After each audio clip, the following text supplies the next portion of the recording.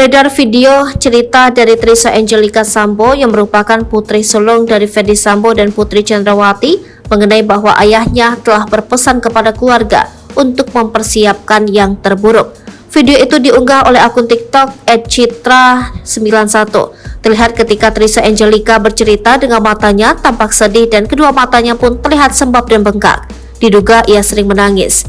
Ia bercerita kalau ayahnya Ferdy Sambo telah mengingatkan kepada istrinya dan keluarga harus mempersiapkan yang terburuk dan semuanya biar siap.